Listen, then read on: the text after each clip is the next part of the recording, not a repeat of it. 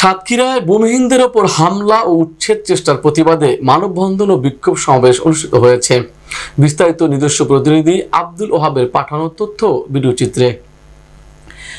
সাতক্ষীরা জেলার দেবহাটা উপজেলার খালিশাখালীতে ভূমিহীনদের উপর হামলা, গুলিবর্ষণ ও উচ্ছেদ চেষ্টার প্রতিবাদে মানববন্ধন ও বিক্ষোভ মিছিল করেছে ভূমিহীন জনতা।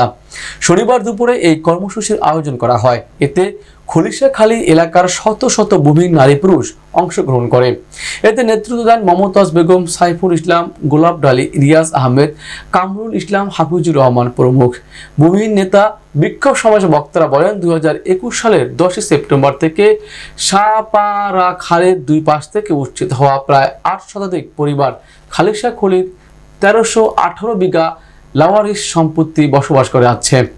সম্প্রতি কালীগঞ্জের Nalta UP chairman Azizul Islam, BNP নেতা আনোয়ার ইসলাম এর নেতৃত্বে ভূমিহীনদের ওপর মুমূর্ষ গুলিবর্ষণ করা হয়।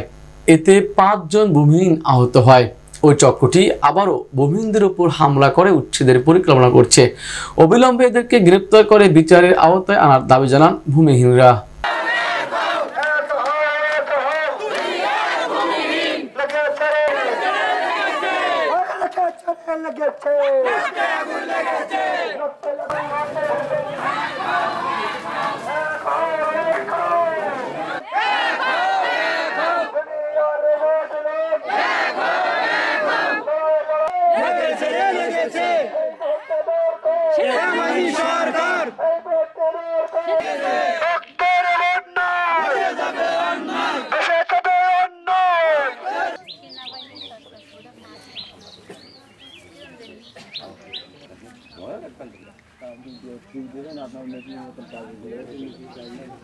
আমার ঘর বাড়ি ভেঙে লুটপাট করে এই দিয়ে 2-3 বার, আর এই গ্রামে সবাইকে জ্বালাই পোড়াই মেরেছে, এখনো ভাঙচুর করতেছে।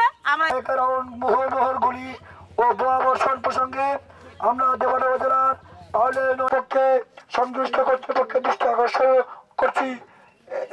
এই কথা বলে